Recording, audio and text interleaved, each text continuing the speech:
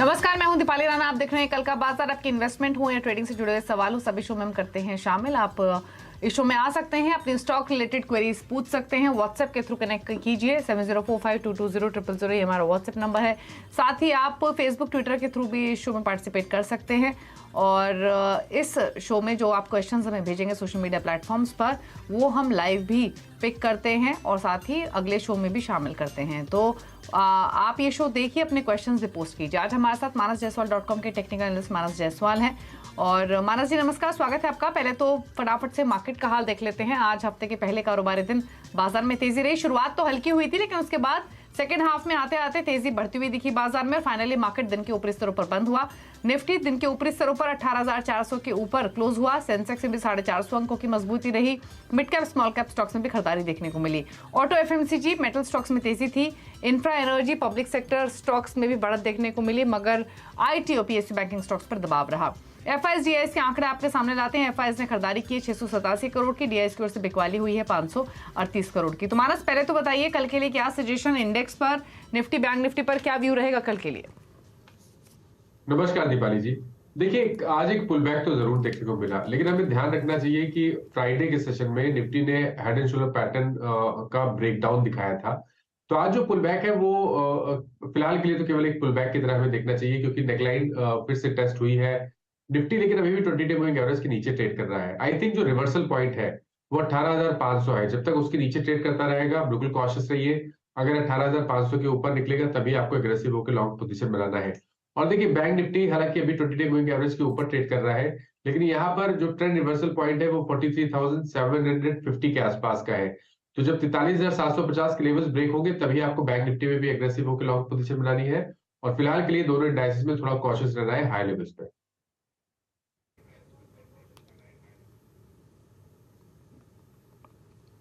चलिए, तो ये इंडेक्स पर सलाह आपको मिली, उसके हिसाब से आप बनाइए रणनीति। लेकिन अब क्वेरीज आपकी ले लेते हैं। पहले कॉलर राजेश लखनऊ से हमारे साथ मौजूद है। राजेश, नमस्कार, बताइए क्या सवाल है आपका, कौन सा स्टॉक खरीदा हुआ है? मैडम, मेरे दो स्टॉक थे, एक तो जिलेट है, एक आईडीएफसी फर्स्ट बैंक है।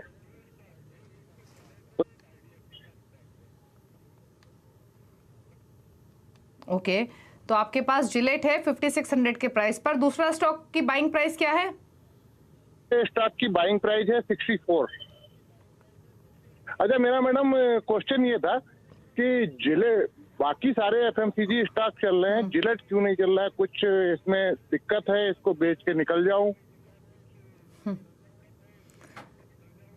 ओके, दरअसल राजेश जी, एमएनसी स्टॉक ना अपनी मर्जी से चलते हैं और बिना दिक्कत के भी नहीं चलते कई बार, और काफी बार जब चलना होता है तो बेवजह भी चलते हैं। बट फिर भी मानस जी से पूछ लेते हैं, आपने लिए तो ये दोनों स्टॉक्स राजेश जी इन्वेस्टमेंट के लिए होंगे ना, आईडीएफसी फर्स्ट बैंक भी और जिलेट भी? इन्वेस्टमेंट के लिए।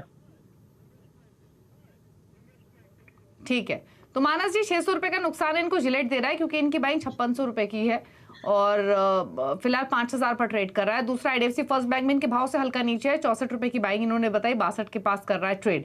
क्या सजेशन दोनों होल्डिंग्स में?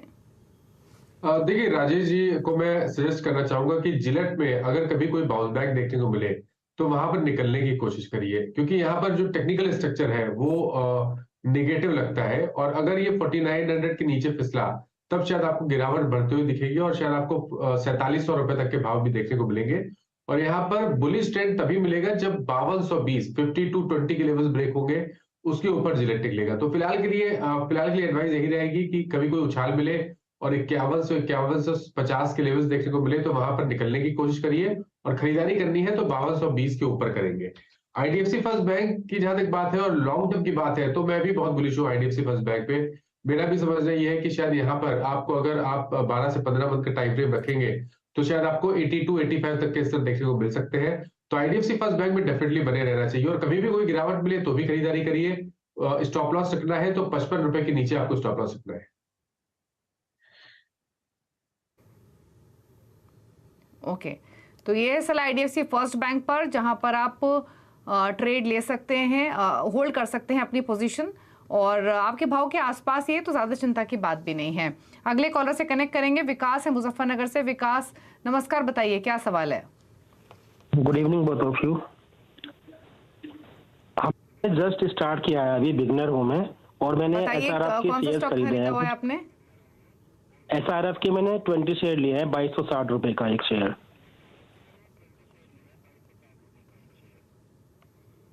ठीक है, तो SRF 2260 की बाइंग है आपकी, आपके भाव से 60 रुपए ऊपर ये स्टॉक है। ये ट्रेडिंग है या इन्वेस्टमेंट है विकास जी? इन्वेस्टमेंट है, लेकिन शॉर्ट टर्म के लिए किया है मैंने।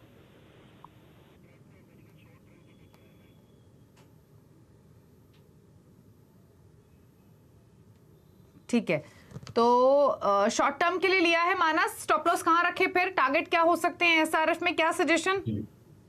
तो देखिए, पिछले 3 दिनों में हमने केमिकल क्षेत्र में बिकवाली देखी है, लेकिन एसआरएफ आज लोअर लेवल पे रिकवरी स्टॉक ने दिखाई है। एक हैमर पैटर्न डेली चार्ट पे बना है। मेरा समझना है कि पोजीशन में आप बने रह सकते हैं। बिल्कुल शॉर्ट टर्म की मैं बात कर रहा हूँ। 2280 के स्टॉप लॉस से यहाँ पर बने रहिए। बाउंस बैक में अगर आपको 2375 और 2400 के लेवल्स देखने को मिले तो वहां पर निकलने की कोशिश करिए, प्रॉफिट बुक करने की कोशिश करिए। और यहाँ पर आप एग्रेसिव होकर लॉन्ग तभी बनाइए जब स्टॉक 24